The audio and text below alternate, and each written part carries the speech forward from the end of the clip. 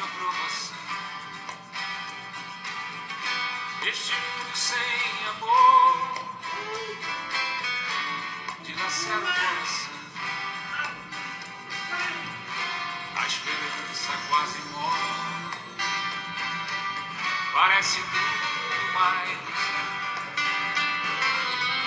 Mas Jesus te reanima, confia nele, meu irmão. Deus proverá, Deus proverá, monte da provação, Jesus vem com a solução, a vitória vai chegar. Deus proverá, Deus proverá,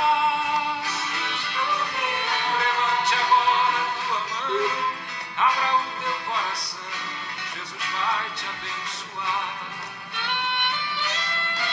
Tua fé está abalada, você pensa em desistir, tua causa não tem jeito, mas o Senhor vai intervir. Não te espantes com a prova, o anjo vem com a provisão. O que era impossível, Deus entrega em tuas mãos. Deus proverá, Deus proverá, monte da provação, Jesus vem com a solução, a vitória vai chegar. Deus proverá, Deus proverá, levante agora a tua mão, abra o teu coração, Jesus vai te abençoar.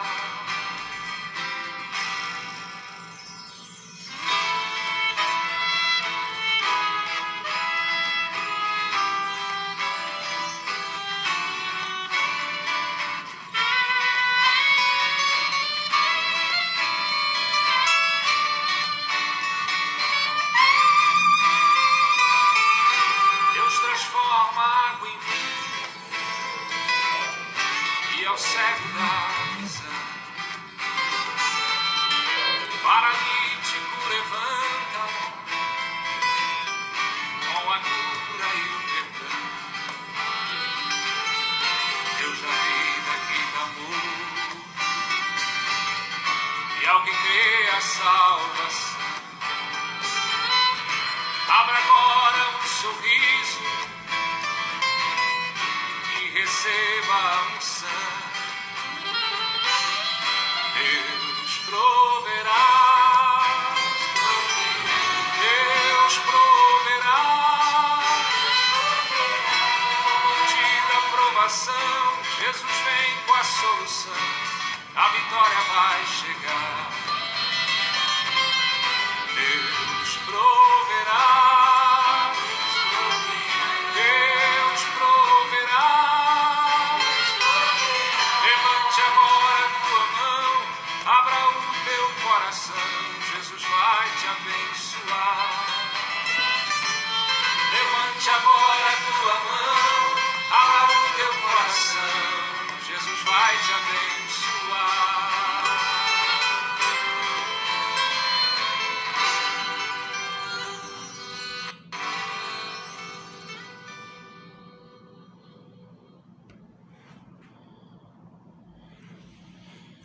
Boa noite, meus irmãos, que a graça e a paz do Senhor Jesus repouse sobre as nossas vidas. Convido você para que onde você está, você possa agora baixar a sua cabeça, fechar os seus olhos. Nós oraremos ao Senhor nessa noite pedindo que o Senhor venha ao nosso encontro, que Ele fale aos nossos corações através da sua palavra.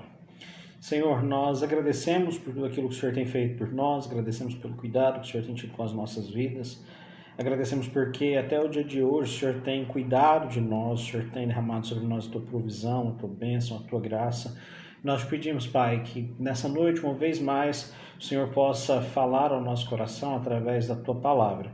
Pedimos que o culto que nós vamos prestar ao Senhor seja agradável e que a Sua palavra fale conosco e transforme as nossas vidas. Essa é a nossa oração em nome de Jesus. Amém e amém. Quero convidar você para abrir comigo sua Bíblia no Evangelho, segundo nos escreve o evangelista João, capítulo de número 4. Nós vamos ler do versículo de número 19 até o versículo de número 30. Evangelho, segundo nos escreve o evangelista João, capítulo de número 4. Nós leremos do versículo 19 até o versículo de número 30. E a palavra do Senhor nos diz assim: Disse-lhe a mulher: Vejo que tu és profeta. Nossos pais adoraram neste monte. Vós, entretanto, dizeis que em Jerusalém é o lugar que se deve adorar. Disse-lhe Jesus: Mulher, podes crer-me que a hora vem, quando nem neste monte, nem em Jerusalém adorareis o Pai. Vós adorais o que não conheceis, nós adoramos o que conhecemos, porque a salvação vem dos judeus. Mas vem a hora, e já chegou, em que os verdadeiros adoradores adorarão ao Pai em espírito e em verdade, porque são estes que o Pai procura para os seus adoradores. Deus é espírito, e importa que os seus adoradores o adorem em espírito e em verdade. Eu sei, respondeu a mulher, que há de vir o Messias chamado Cristo. Quando ele vier, nos anunciará todas as coisas. Disse-lhe Jesus: Eu sou, eu que falo contigo. Neste ponto chegaram os seus discípulos e se admiraram de que estivesse falando com uma mulher. Todavia, nenhum lhe disse: Que perguntas? Ou por que falas com ela? Quanto à mulher, deixou o seu cântaro, foi à cidade e disse àqueles homens: Vinde comigo e vede um homem que me diz tudo quanto tenho feito. Será este porventura o Cristo? Saíram, pois, da cidade e vieram a ter com ele. Eu gostaria de chamar sua atenção de maneira especial para os versículos de número 23 e 24. Mas vem a hora, e já chegou, em que os verdadeiros adoradores adorarão o Pai em espírito e em verdade, porque são estes que o Pai procura para seus adoradores. Deus é espírito e importa que os seus adoradores o adorem em espírito e em verdade. O que Jesus está falando aqui é da verdadeira adoração. Adoração que parte de um coração sincero e entrega a Deus aquilo que há de melhor. E a grande pergunta que nós precisamos fazer para nós hoje como Igreja do Senhor é que se de fato nós somos esses adoradores que o Pai procura. Eu quero que você pense, comece a meditar sobre esse tema, porque ele está relacionado àquilo que nós vamos estudar nessa noite. Vamos orar mais uma vez? Senhor, nós louvamos o Teu nome, agradecemos ao Senhor pela oportunidade de ler a Tua palavra e sermos instruídos por ela. E te pedimos que nessa noite o Senhor fale conosco, fale aos nossos corações na proporção daquilo que o Senhor tem preparado para nós. É a nossa oração em nome de Jesus. Amém. Vamos louvar ao Senhor com mais uma canção e em seguida nós retornaremos.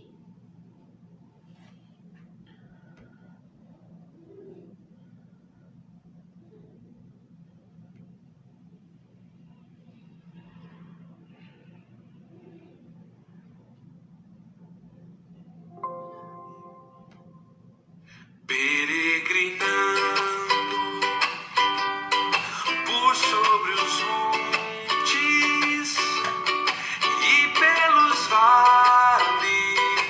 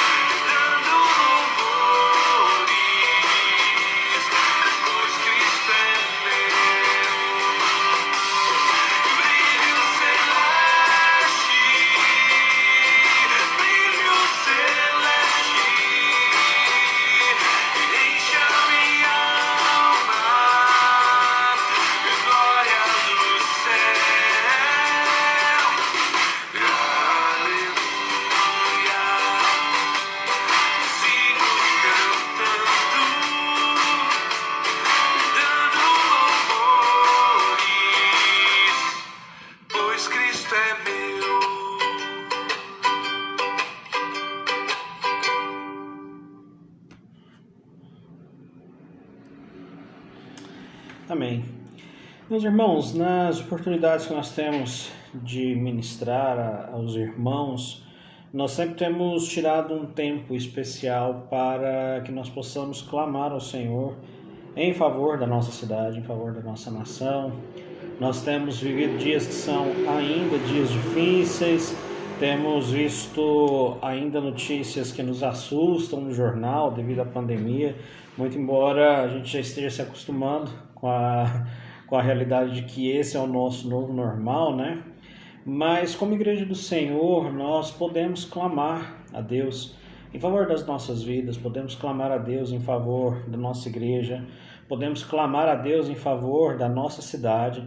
E nós vamos fazer isso nos próximos instantes. Nós vamos orar ao Senhor pedindo para que Ele continue derramando sobre nós a sua graça, para que Ele continue olhando para nós com misericórdia, pedindo ao Senhor então que Ele abençoe a nossa cidade, abençoe o nosso estado, a nossa nação, que Ele possa conduzir os nossos governantes, a fim de que eles possam tomar, então, decisões sábias nesses momentos que são tão necessários. E esse é um momento oportuno também para que nós possamos clamar a Deus por aquelas famílias que têm enfrentado luto, que têm enfrentado a enfermidade. Então vamos orar, crendo que o Senhor é o Deus vivo, aquele que está bem atento à nossa situação e que tem todo o poder para intervir na nossa história, intervir na nossa vida e mudar, de fato, a história da nossa cidade, do nosso estado, da nossa nação e a história da nossa própria vida.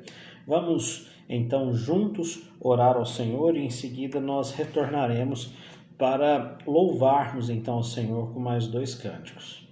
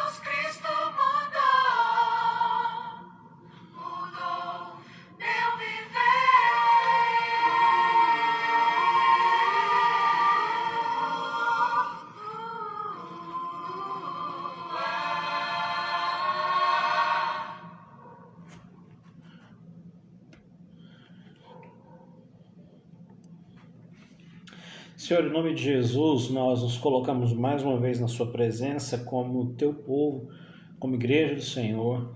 E nós depositamos agora, Pai, uma vez mais os cuidados das nossas vidas em Tuas mãos, sabendo que o Senhor pode cuidar de nós e tem cuidado de nós melhor do que nós mesmos cuidaríamos, Pai. Nós rogamos ao Senhor para que o Senhor continue manifestando a Sua graça, a Sua misericórdia sobre as nossas vidas, sobre a vida da Tua igreja. Nós clamamos ao Senhor, Pai, pela nossa nação, pelo nosso estado, pela nossa cidade, nesses dias que ainda são dias difíceis. Pedimos ao Senhor, Pai, que o Senhor continue tendo misericórdia de nós, continue protegendo as nossas vidas. Pedimos em nome de Jesus, Pai, que o Senhor abençoe os nossos governantes, a fim de que eles tomem decisões sábias para o bem do nosso povo. Pedimos que o Senhor continue, Pai, nesses dias fortalecendo a nossa fé. Nós intercedemos ao Senhor de maneira especial por todas aquelas famílias que têm enfrentado a enfermidade, que têm enfrentado o luto nesses dias. Nós pedimos, Pai, que o Teu Santo Espírito possa trazer do céu o consolo, o conforto que é necessário nesses momentos, Pai. Nós rogamos, Senhor, que o Senhor continue fortalecendo e sustentando a Sua igreja. Permaneça conosco, Pai, é o que te pedimos em nome de Jesus. Amém e amém. Meus irmãos, nós vamos louvar ao Senhor com mais 2 cânticos e logo em seguida nós retornaremos então para o nosso momento de devocional em que estudaremos então um texto das Sagradas Escrituras. Convido você a louvar ao Senhor com esses próximos 2 cânticos e em seguida retornaremos para o nosso estudo. Só quem viveu sabe.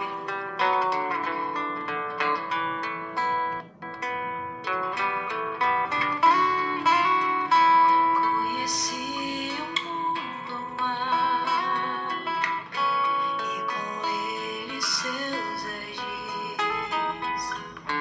Me arrastei no lamaçal. Tudo isso porque eu quis saber mais que qualquer construir algum amor onde a paz pudesse ser a verdade pra eu ver. Mas Jesus Cristo veio e me achou assim tão sujo,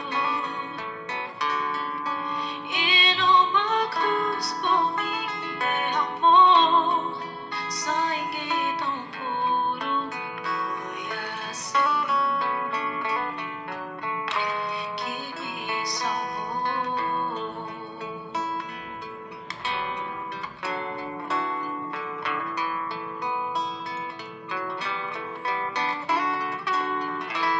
Eu conheço agora sim a clareza de Jesus. Foi das trevas que eu vi, encontrei-me com a luz. Hoje eu quero sim saber o meu mestre Salvador. Quero dar-lhe meu louvor. Eu só nele posso crer. Mas Jesus Cristo veio e me achou assim tão sujo, e numa cruz por mim derramou sangue tão puro. Foi assim que me salvou.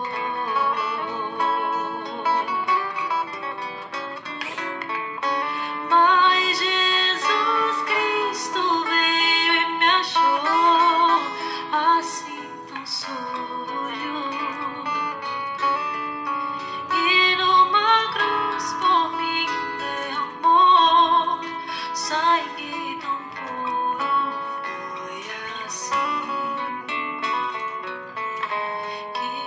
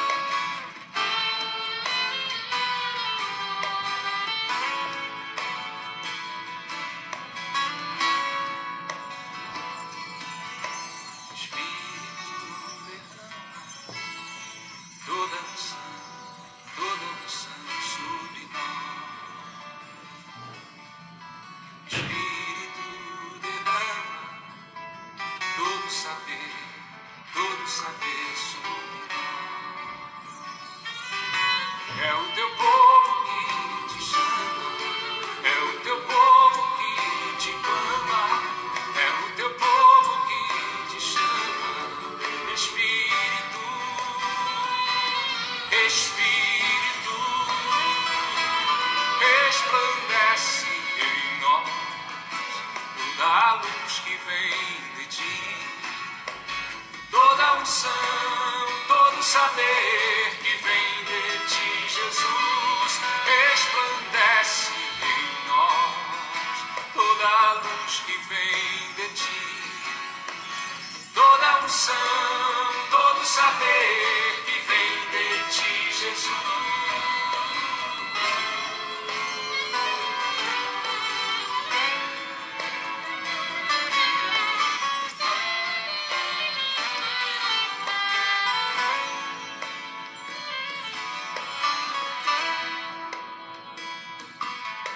Espírito, derrama toda unção sobre nós.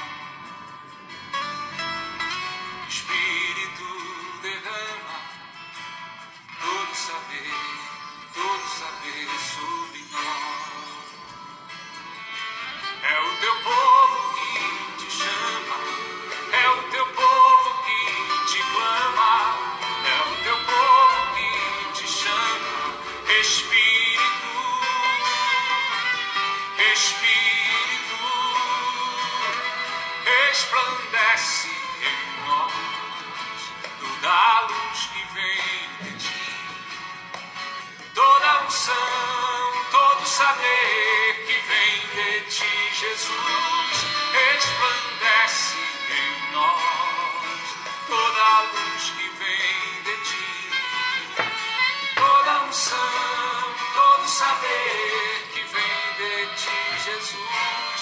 Resplandece em nós toda a luz que vem de ti, toda unção, todo saber que vem de ti, Jesus. Resplandece em nós toda a luz que vem de ti, toda unção, todo saber que vem de ti, Jesus.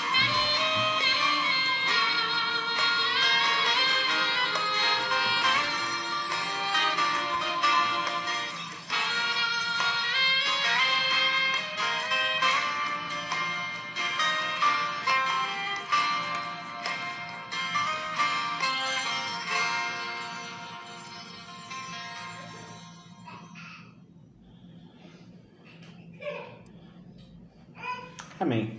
Convido você a abrir aí sua Bíblia no livro de Juízes, capítulo de número 17. Livro de Juízes, no capítulo de número 17, você vai deixar sua Bíblia aberta aí nesse capítulo. E inicialmente nós leremos do versículo 1 até o versículo de número 6 desse capítulo. Livro de Juízes, capítulo de número 17. Nós vamos ler no primeiro momento do versículo 1 até o versículo de número 6.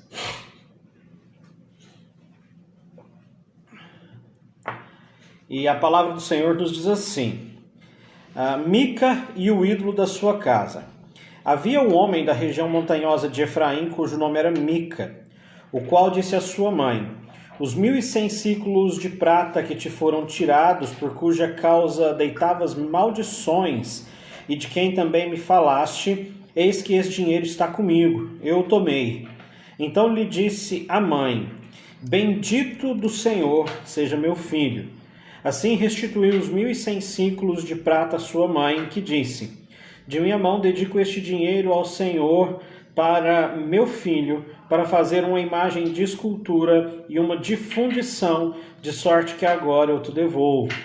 Porém, ele restituiu o dinheiro à sua mãe, que tomou 200 ciclos de prata e os deu ao ourives, o qual fez deles uma imagem de escultura e uma de fundição, e a imagem esteve em casa de Mica.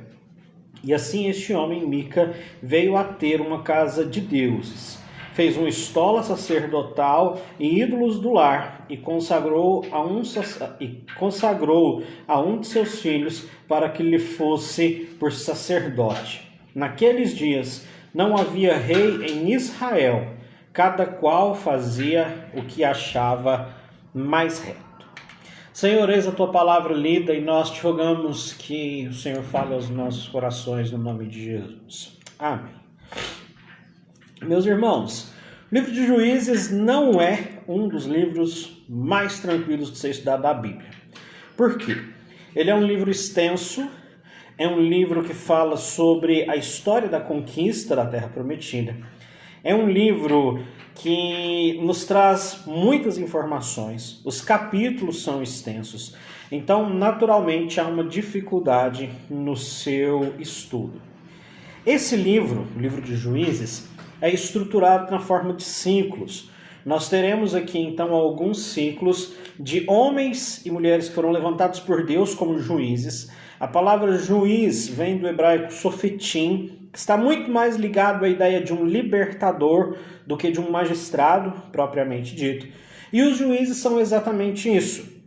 Eles funcionam como tipos de Cristo, eles são uma sombra daquilo que Cristo seria de fato, libertando o povo de Israel dos seus opressores. Nós teremos alguns juízes aqui em todo o decorrer do livro, mas a partir do capítulo 17, nós já não vemos mais o período de governo desses juízes.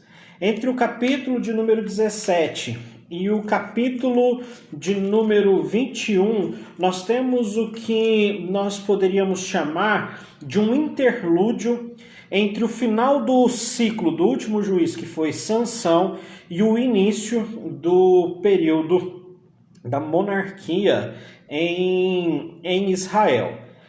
Os capítulos 17 e 18, eles apresentam um estilo, um tipo de conclusão do livro de Juízes. Nós vamos ver, na verdade, aqui uma conclusão dupla. A primeira entre os capítulos 17 e 18 e a segunda entre os capítulos 19 e 21.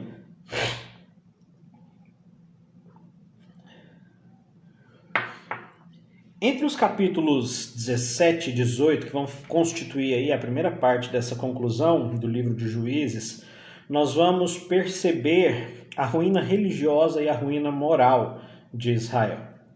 Em ambos os casos, nós vamos perceber, tanto no capítulo 17 quanto no 18, na verdade, entre os capítulos 19 e 21 também, a figura central de levitas que se desviaram de seu propósito. Os levitas eram homens cuja função era guiar o povo, guiar a nação na adoração ao Senhor, mas que falharam miseravelmente no cumprimento do seu chamado. Tá? E antes de nós iniciarmos o nosso estudo nessa noite, eu gostaria então de chamar a sua atenção para dois importantes conceitos. Conceitos que eu creio que você já esteja familiarizado com eles, mas que é necessário que nós pensemos de uma maneira um pouco mais profunda. E o primeiro conceito para o qual quero chamar a sua atenção nesse momento é o conceito de religião. O conceito de religião. O que vem à sua mente quando nós pensamos ou quando se fala sobre religião? Cícero, que foi um filósofo, advogado, orador romano muito conhecido, nascido lá no século I a.C., definiu a religião como o ato de oferecer ou oferecimento de honra, respeito, reverência, aquilo que possui caráter divino. A religião, para Cícero, apresentava-se como o dever do ser humano de honrar os deuses. E para ele, a religião é diametralmente oposta àquilo que nós conhecemos como superstição. Para Cícero, a superstição é um esboço de temor vazio, enquanto a religião é um temor, um respeito fundamentado. Partindo desse enunciado que foi proposto por Cícero, nós podemos chegar a um enunciado de religião, a um conceito de religião um pouco mais amplo, e a partir das Escrituras, obviamente, e um conceito que será suficiente para o nosso estudo. Então, a partir das Escrituras, nós podemos entender que a religião verdadeira é demonstrada pela fé em Deus, juntamente, melhor dizendo, com os resultados práticos dessa fé na nossa vida, que são expressos na adoração, na formulação de rituais, no estabelecimento de uma cosmovisão que nos direciona para as conclusões acerca da nossa natureza, como a forma que nós devemos viver e também aquilo que nós pensamos sobre o nosso destino final. Então a religião, biblicamente falando, abarca todas essas perspectivas. Então esse é o primeiro conceito que eu gostaria que você pensasse sobre ele nesta noite. O segundo conceito,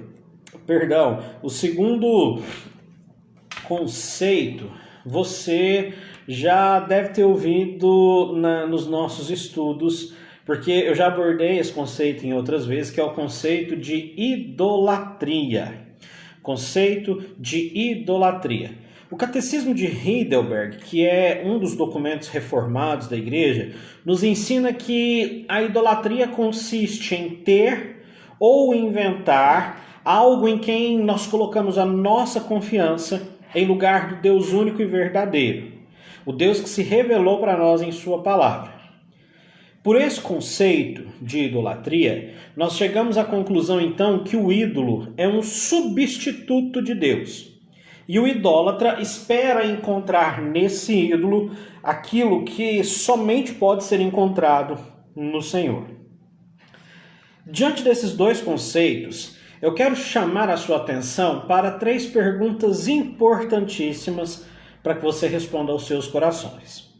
Se você esteve da nossa escola dominical, no último domingo, você viu essas 3 perguntas quando nós estudamos sobre missões. Essas perguntas são perguntas norteadoras que servem para que nós possamos avaliar ou estabelecer um parâmetro a respeito das perspectivas que nós cultivamos sobre nós mesmos, sobre a nossa relação com Deus e também sobre a religião. E as 3 perguntas que nós precisamos pensar quando nós falamos, seja em missão, seja em religião, são as seguintes. Quem sou eu? Quem eu creio que eu sou? A segunda, em que eu creio? Onde eu deposito a minha fé? E a terceira pergunta é, o que eu faço com o que eu creio? Se nós tivermos respostas adequadas, eu gostaria que você pensasse sobre essas perguntas, se nós tivermos respostas adequadas para elas, nós estaremos meio caminho andado para que nós cultivemos uma perspectiva correta, uma perspectiva bíblica acerca da religião. Caso as respostas que nós dermos para essas perguntas fujam da perspectiva bíblica, então certamente nós estaremos no caminho de uma falsa religião que não nos aproximará do Senhor. Essas questões, elas são extremamente relevantes para o nosso estudo dessa noite. Por quê? Porque hoje nós analisaremos o fracasso espiritual de Israel. Fracasso ao qual nós, como Igreja do Senhor, hoje também estamos sujeitos.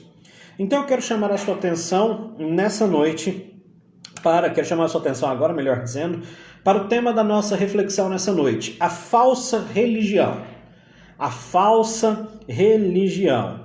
E ao final do nosso estudo, nós poderemos chegar então a 2 conclusões que são também as proposições para a estruturação do nosso estudo nessa noite. A primeira conclusão a que nós vamos chegar no nosso estudo é que a falsa religião é idólatra, e a segunda e última conclusão é que a falsa religião ela é alimentada por motivações humanas. Então, em primeiro lugar, a falsa religião é idólatra. Em segundo lugar, a falsa religião é alimentada por motivações humanas. E eu quero trabalhar essa primeira proposição com você aí a partir desses 6 primeiros versículos.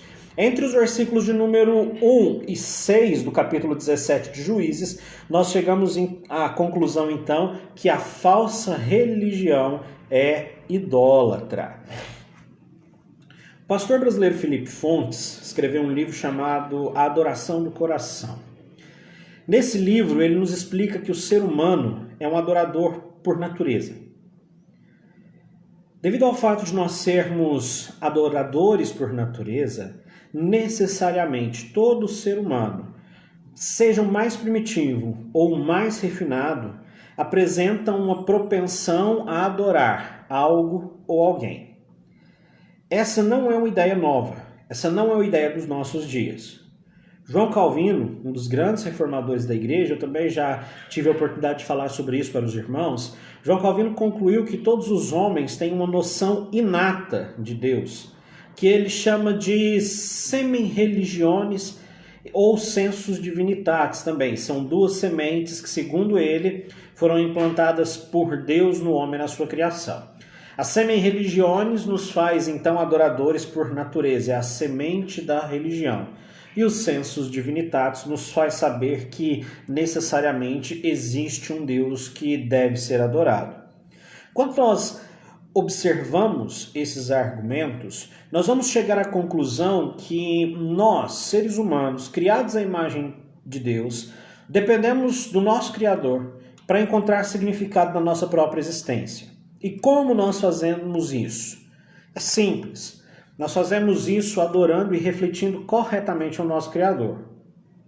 A religião verdadeira, aquela que conduz ao Senhor e aquela que nos faz refleti-lo de forma correta, é a religião que é fundamentada na autorrevelação do Senhor, que nós já vimos, encontra-se nas Sagradas Escrituras e na pessoa gloriosa do nosso Senhor Jesus Cristo. A praxis, a prática da religião verdadeira seria muito simples e seria muito natural para nós. Por quê? Porque nós somos criados num estado de retidão. No entanto, com a entrada do pecado no mundo, nós nos afastamos de Deus. A nossa percepção a respeito do Criador foi deturpada. E agora nós, que possuímos no nosso coração a semente da religião e o senso da divindade, passamos então a buscar sentido para a nossa existência nos nossos sonhos, nas nossas vontades, no nosso trabalho, nas nossas relações pessoais e até mesmo em elementos da própria criação de Deus. Assim, o nosso coração se torna uma fábrica de ídolos. E quando nós pensamos em idolatria, a idolatria é tão sutil, meus irmãos, porque ela não requer que nós abandonemos o Senhor por completo. Israel não abandona o Senhor por completo. O problema de Israel e o meu problema e o seu problema também nos nossos dias como Igreja do Senhor é que em muitos casos a nossa adoração ela é direcionada a Deus e mais alguma coisa.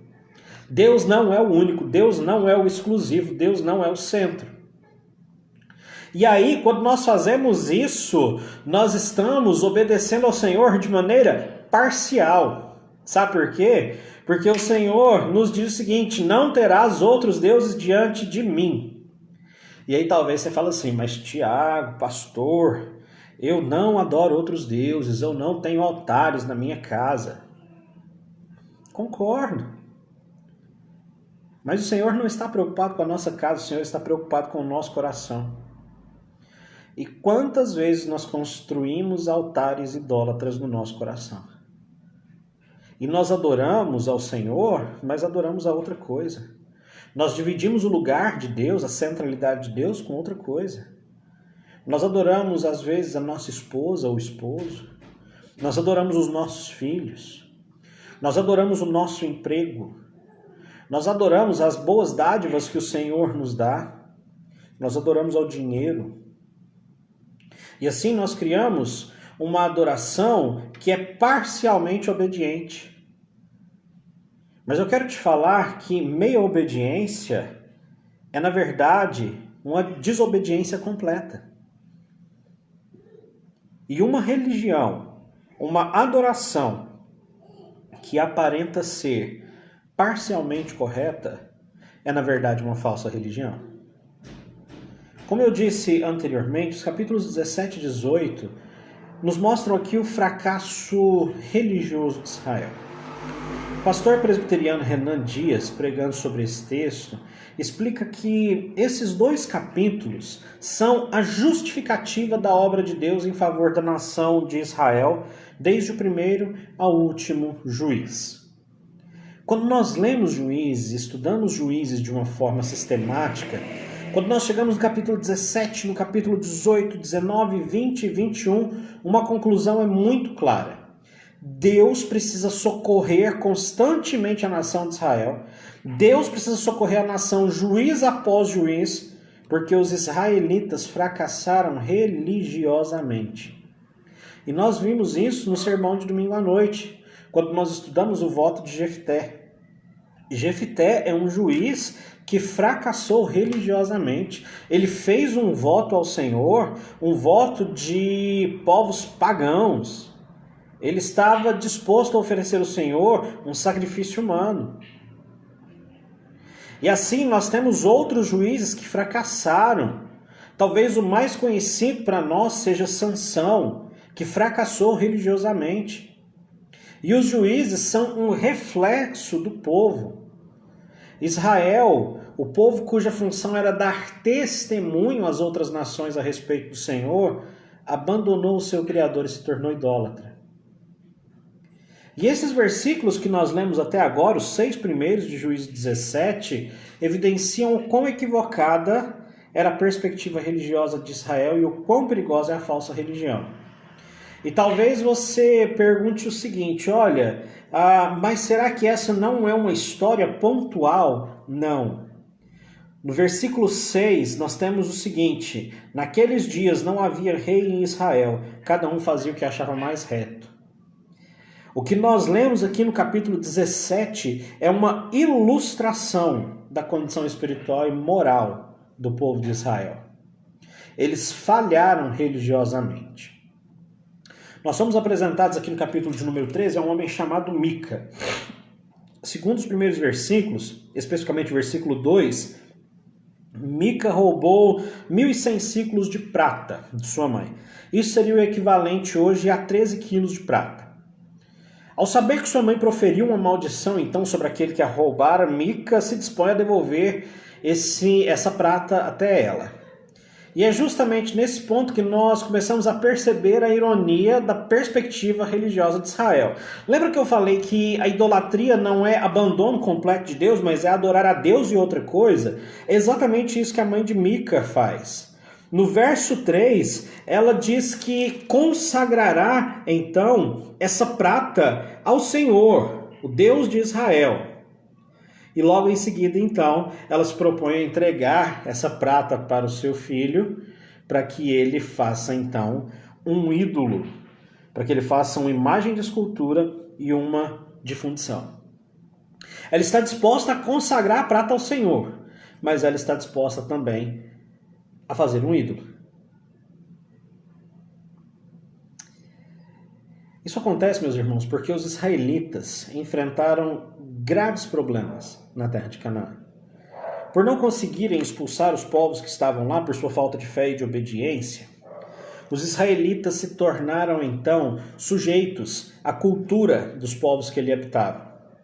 Era inevitável melhor para eles que eles tivessem contato com a cultura que os circundava. Da mesma forma que para nós hoje é inevitável ter contato com a cultura da nossa sociedade. O ser humano ele está imerso em cultura. Nós nascemos em meio a uma cultura, temos contato com a cultura, nós produzimos cultura, nós alteramos a cultura. E de uma forma geral, não há problema nisso, porque essa é a nossa realidade. O problema surge quando a cultura do tempo, os costumes da época, afetam a nossa cosmovisão, afetam a forma como nós vemos o mundo e reagimos a tudo que acontece. E aí, então, nós somos levados a um processo de aculturação, pelo qual nós nos adaptamos aos costumes, aos princípios e aos padrões da época. É justamente isso que aconteceu com Israel. Israel vive em meio a povos idólatras, povos pagãos, povos politeístas. E eles foram contaminados com essas perspectivas religiosas. Eles até adoram ao Senhor, mas o Senhor não é o único Deus. E há um problema nisso. Há um problema porque Deus não quer ser adorado dessa forma.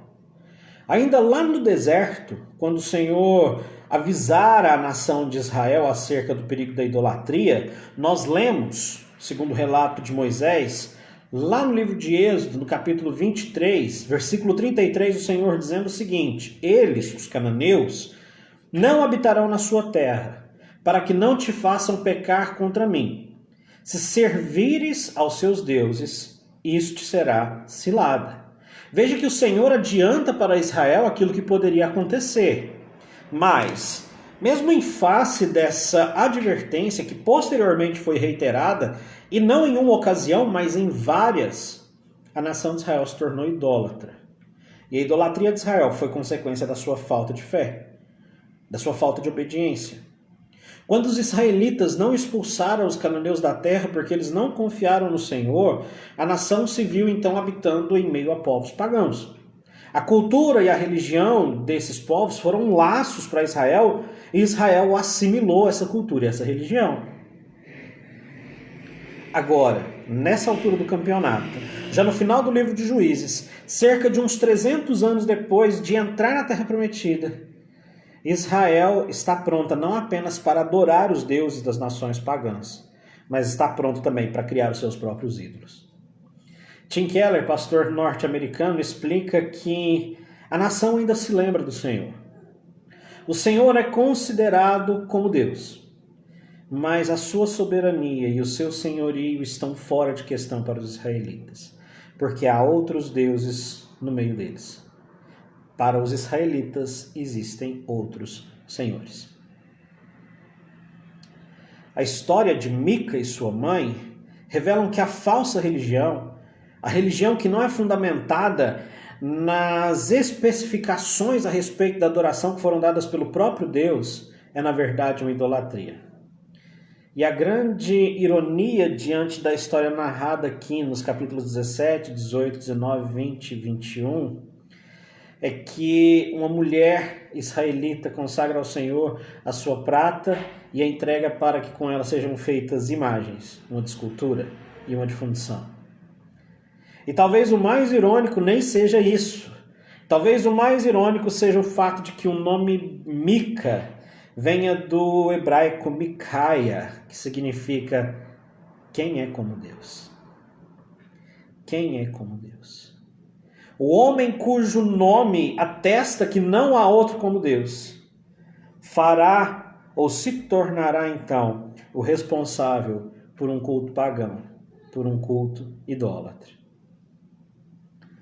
Tim Keller novamente vai nos dizer que essa família aqui não adora Dagon, que era o deus dos povos contra quem Sansão lutou.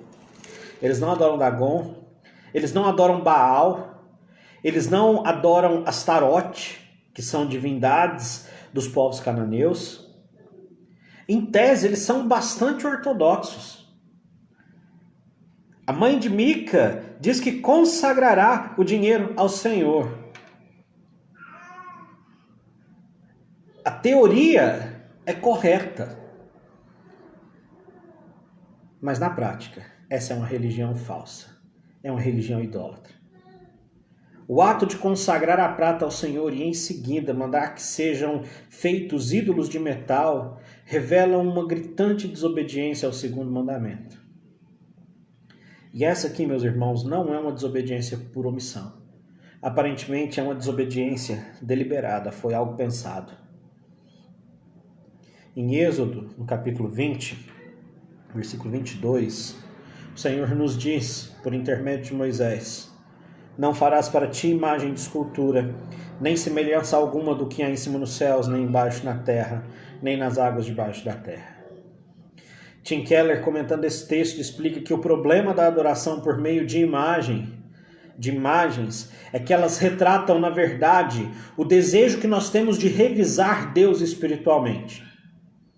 Um exemplo claro disso nós temos quando o povo sai do Egito e constrói, ou então manda fazer lá no deserto ainda um bezerro de ouro. O bezerro de ouro, naquele contexto, simbolizava o poder de Deus. Mas ele não revelava outros aspectos do Senhor, como bondade e justiça. E, portanto, ele é uma representação imprópria. Ele é uma caricatura.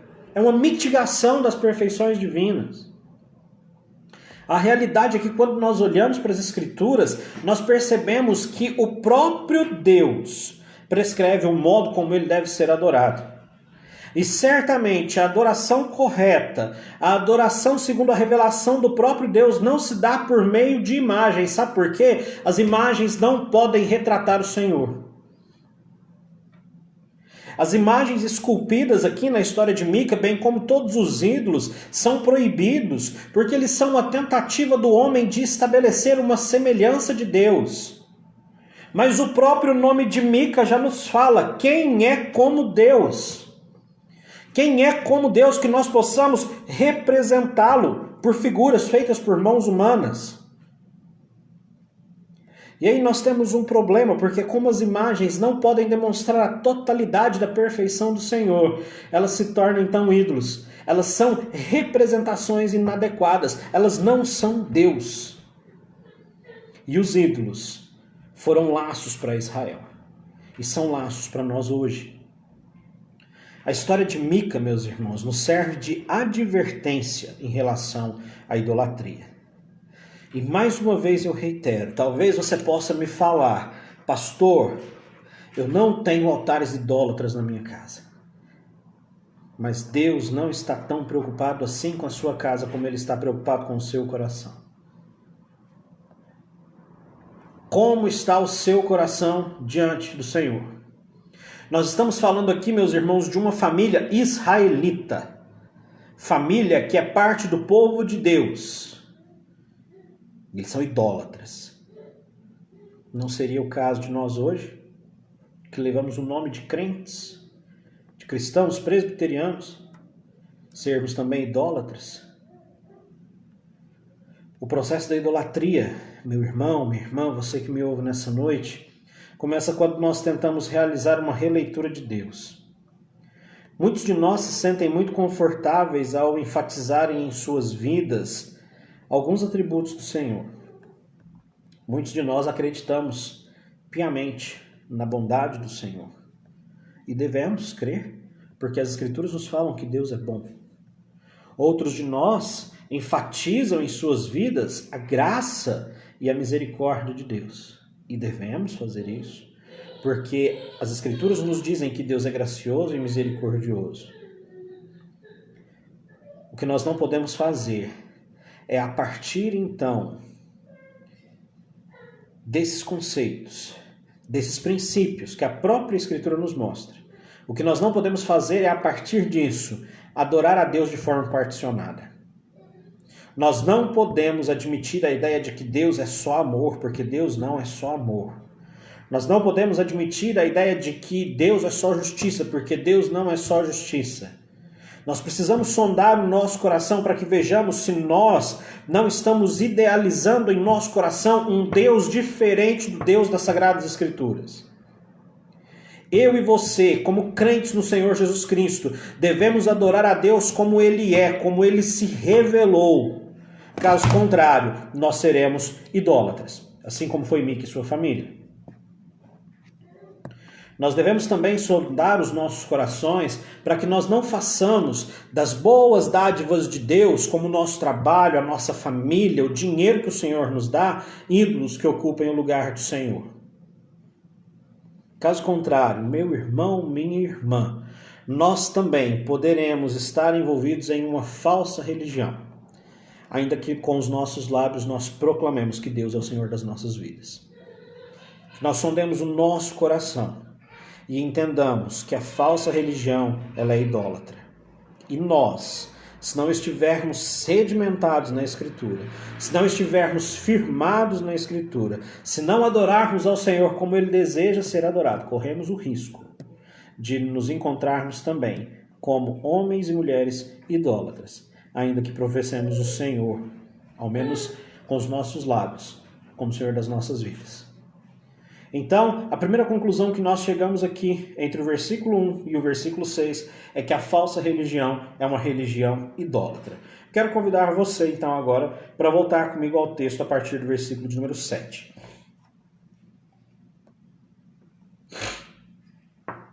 Nos diz assim o texto: Havia um moço de Belém de Judá, da tribo de Judá, que era levita e se demorava ali. Esse homem partiu da cidade de Belém de Judá para ficar onde melhor lhe parecesse. Seguindo, pois, o seu caminho, chegou à região montanhosa de Efraim até a casa de Mica. Perguntou-lhe Mica: de onde vens? Ele lhe respondeu: sou levita de Belém de Judá, e vou ficar onde melhor me parecer. Então lhe disse Mica: fica comigo, e sê-me por pai e sacerdote, e cada ano te darei 10 siclos de prata, o vestuário e o sustento. O levita entrou, e consentiu em ficar com aquele homem, e o moço lhe foi como um de seus filhos. Consagrou Mica ao moço levita, que lhe passou a ser sacerdote, e ficou em casa de Mica. Então disse Mica: sei agora que o Senhor me fará bem, porquanto tenho um levita por sacerdote. A partir desses versículos, nós chegamos à conclusão de que a falsa religião é alimentada por motivações humanas. E aqui nós vemos duas perspectivas da falsa religião. A primeira do levita, que se dispõe a procurar um lugar em que a vida lhe pareça melhor. Ele abandona as suas responsabilidades. Ele não é mais um sacerdote do Senhor Deus, mas ele é um sacerdote do culto idólatra de Mica. E nós vemos a perspectiva religiosa equivocada de Mica, que acredita que por possuir um sacerdote, agora o Senhor lhe fará bem, ainda que ele seja um idólatra. Esse trecho aqui, meus irmãos, dessa narrativa me chama muita atenção, e me chama a atenção de uma maneira particular, devido à sucessão de erros que deixa aqui evidente que a falsa religião é alimentada por motivações humanas. E aqui nós temos duas motivações equivocadas. A motivação de Mica e a motivação do próprio sacerdote. Arthur Kundal, um professor de Antigo Testamento e comentarista do livro de Juízes, ele nos explica algo interessante sobre os levitas. Ele nos diz o seguinte: de acordo com a legislação mosaica, os levitas receberam cerca de 48 cidades para o seu uso pessoal. A tribo de Levi não tinha herança entre as outras tribos. Isso fica muito claro quando nós voltamos lá no livro de Deuteronômio. Em Deuteronômio 10:9, o Senhor diz assim: pelo que Levi não tem parte nem herança com os seus irmãos. O Senhor é sua herança, como o Senhor teu Deus lhe tem prometido. As cidades que os levitas receberam estavam distribuídas em todas as regiões de Canaã. E nessas cidades os levitas serviriam a Deus e eles funcionariam como sacerdotes para o povo. O intuito da distribuição dos levitas em todo o território de Canaã era uma máxima eficiência no sentido da adoração a Deus. Por quê? Haveria sacerdotes nos domínios de todas as tribos, enquanto o tabernáculo e a adoração a Deus em termos nacionais estariam centralizados na cidade de Siló, no domínio de Efraim. Philip Jensen, um outro comentarista desse texto, explica que, como os levitas não possuíam herança entre as tribos, havia uma forte dependência em relação às outras tribos na perspectiva socioeconômica. Os levitas eram dependentes economicamente de seus irmãos. E nós podemos ver isso voltando novamente a Deuteronômios. Em Deuteronômios 14, 27 a 29, Moisés diz o seguinte: porém, não desampararás o levita que está dentro da tua cidade, pois não tem parte nem herança contigo. Ao fim de cada 3 anos, tirarás todos os dízimos do fruto do 3º ano e os recolherás da tua cidade. Então virão o levita, pois não tem parte nem herança contigo, o estrangeiro, o órfão e a viúva que estão dentro da sua cidade, e comerão e se fartarão para que o Senhor teu Deus te abençoe em todas as obras que as tuas mãos fizerem. O texto nos informa que esse levita aqui habitava na cidade de Belém. E ele decidiu sair da cidade de Belém para procurar um lugar que lhe fosse melhor, conforme as suas próprias perspectivas, as suas próprias motivações. E há 2 possibilidades para essa saída. Em primeiro lugar, os mantimentos e os recursos dos quais ele necessitava poderiam não estar chegando até ele. Essa hipótese é muito pouco provável. Por quê? Em todo o livro de Juízes, nós temos nenhuma menção sequer a levitas desamparados. Isso seria algo importante, seria uma desobediência a uma ordenança do Senhor. Certamente Se os levitas fossem desamparados, nós teríamos alguma menção aqui no livro de Juízes, pelo menos é isso que se espera. Em segundo lugar, o levita pode ser movido pelos desejos do seu coração. E aí nós precisamos olhar atentamente para o versículo 9. Versículo 9, perguntou-lhe Mica, de onde vens? Ele lhe respondeu, eu sou levita de Belém de Judá e vou ficar onde melhor me parecer. Esse versículo aqui, pensando então que o levita estava sendo movido pelas inclinações do seu coração, pode nos demonstrar que esse levita tinha um desejo de melhores condições financeiras. E esse parece ser o caso, porque em todo o livro nós vemos desvios morais e religiosos de Israel. E nesse caso aqui, o levita seria um reflexo da situação do povo. Essa perspectiva vai encontrar apoio nos capítulos 18 e também nos capítulos 19 e 20. Por quê? Porque esse mesmo levita vai aceitar uma proposta melhor do que a de Mica e vai-se então para as terras de uma outra tribo, a tribo de Dan. Então veja, até aqui, ao que tudo indica, o levita cultiva uma perspectiva religiosa errada. A sua falsa religião é alimentada pelos desejos do seu coração. Vou ficar onde melhor me parecer. E o seu coração é tão pecaminoso, a sua perspectiva é tão equivocada, que esse levita, ele aceita ministrar diante de um ídolo em troca de melhores condições de vida. Esse levita se vende. O versículo 13 nos mostra que não é apenas o levita que vive uma religião falsa, guiada pelos desejos do seu coração. Aqui nós vamos ver a perspectiva religiosa de Mica, como eu já falei anteriormente. Ele e sua mãe são culpados de idolatria, eles já forjaram ídolos de metal. Mica faz do seu filho sacerdote, ele não tem autoridade para isso. Ele faz do seu filho sacerdote de uma adoração, de um culto que não foi prescrito por Deus. E é Deus quem prescreve a forma como ele deve ser adorado. Então, o culto de Mica não se enquadra, não pode ser considerado um culto correto. Não pode ser considerado o que hoje nós chamaríamos de culto ortodoxo. E aí, com a chegada do levita, nós vemos então a junção de duas motivações puramente humanas, coadunando em um tipo estranho de culto. Tim Keller, recorrendo ao pensamento dele mais uma vez, explica que para Mica, a chegada do levita significava a adequação do santuário que ele constituiu às leis do culto divino que foram estabelecidas na lei mosaica. Por quê? Porque os sacerdotes deveriam ser levitas. E o filho de Mica não é levita. No entanto, tem uma falha fundamental aqui. Mica poderia ter qualquer sacerdote levita à sua disposição, mas o seu culto ainda seria um culto falso. O culto, a adoração, deve respeitar aquilo que o próprio Deus estabelece, e não ideias humanas. E Mica não adora a Deus da forma como Deus quer ser adorado.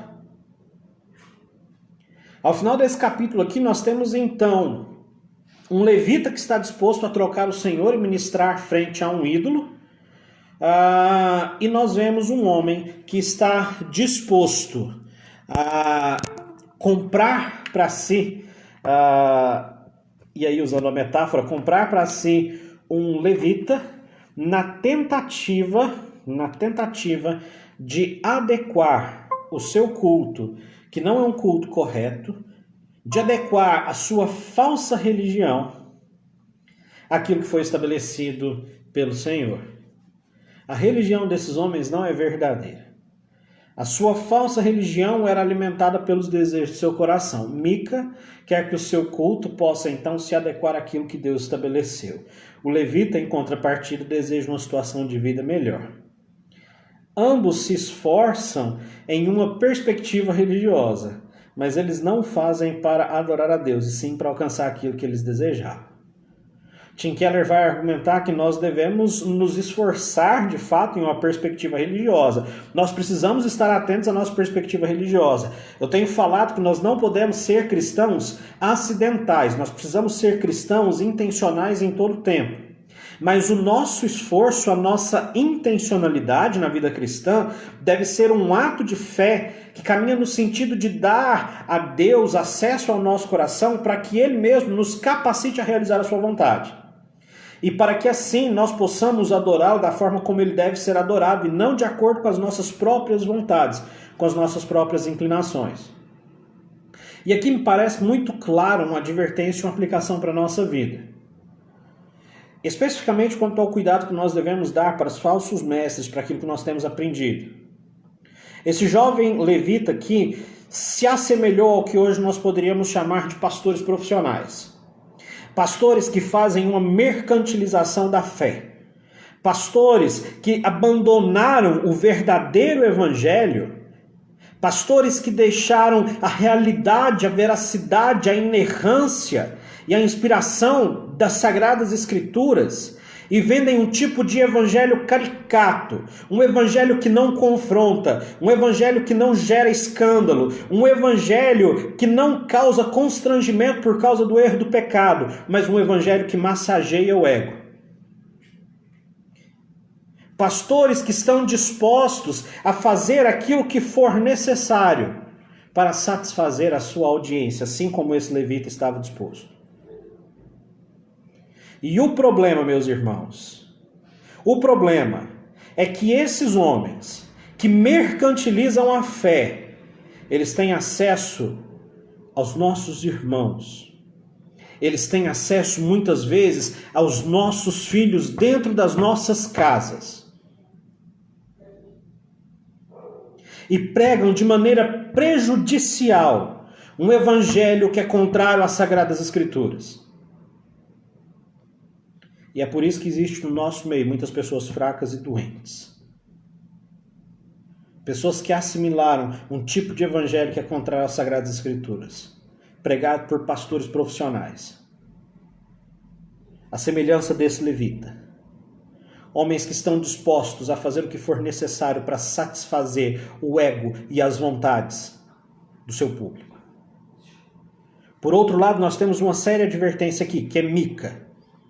Um retrato daqueles que se dizem cristãos, mas estão atrás da próxima onda, estão atrás do próximo movimento, vivem como crentes nominais, que estão atrás de uma mensagem que satisfaça o seu ego, a sua necessidade de ser ouvido, a sua necessidade de ser adulado. Mica está se esforçando não para adorar ao Senhor, mas para fazer com que a sua vontade seja aceita, para fazer com que o seu ego seja massageado. E esses são os dois extremos que nós precisamos evitar.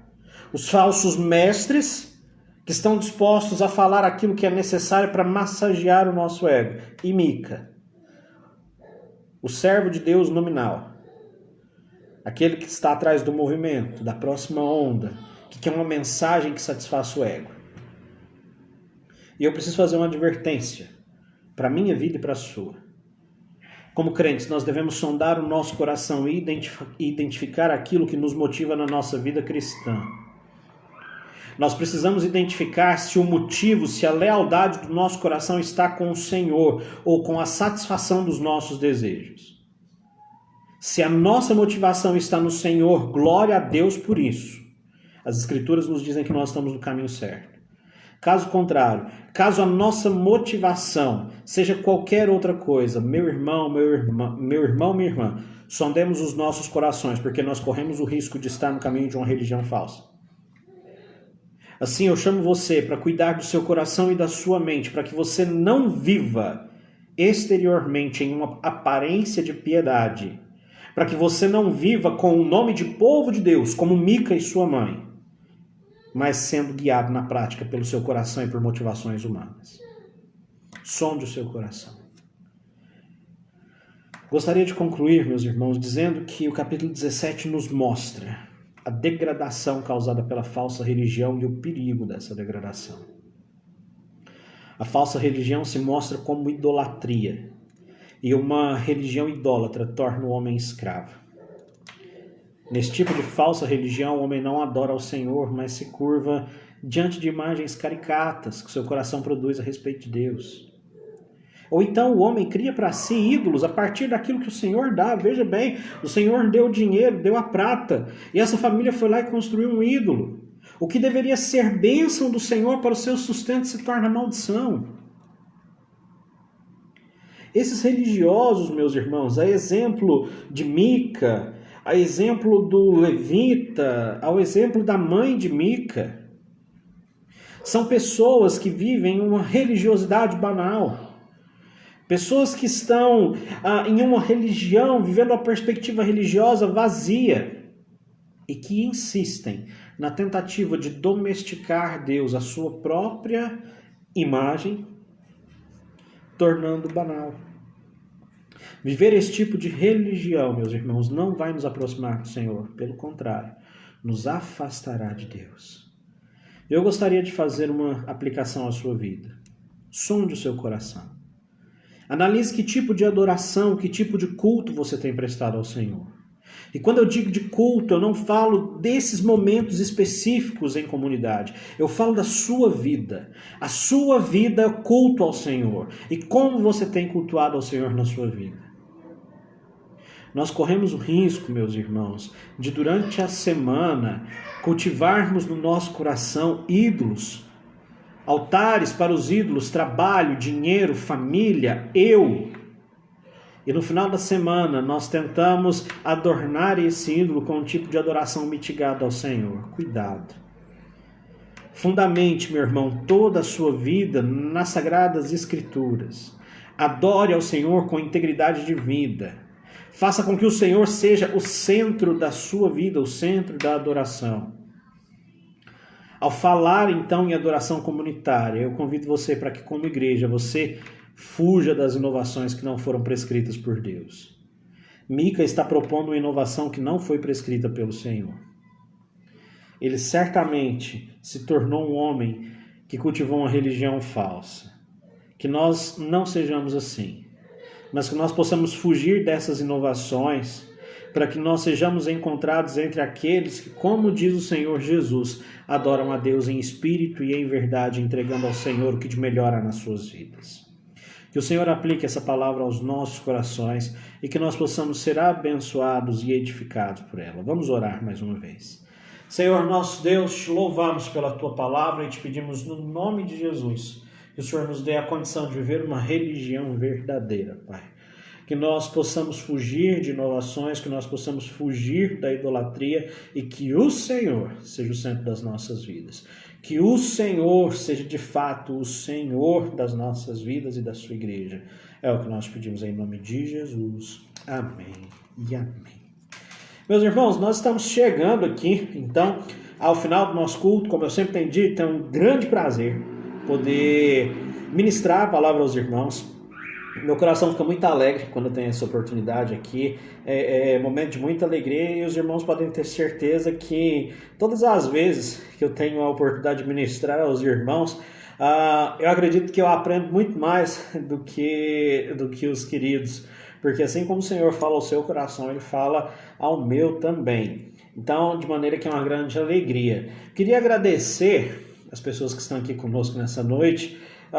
Eu vi a menção de alguns aqui, então, se você não for citado é porque eu não consegui ver seu comentário, mas a nossa oração é para que Deus abençoe sua vida, tá? Temos aqui as nossas irmãs Helenice Lopes, a dona Terezinha. Aqui em casa tem a Sara e o Daniel que estão acompanhando, os irmãos devem estar ouvindo o Daniel chorando aí. Nossa irmã Andréia Agnes, juntamente com o nosso irmão Isaías, que sempre nos ajudam com a mídia aí. Muito obrigado, meus irmãos, que Deus abençoe a vida de vocês. Temos o nosso irmão Marcelo, nossa irmã Amanda, presbítero Natanael e a dona Rosângela. Deus abençoe a vida de vocês, meus irmãos. Temos a nossa irmã Cleusa Lima.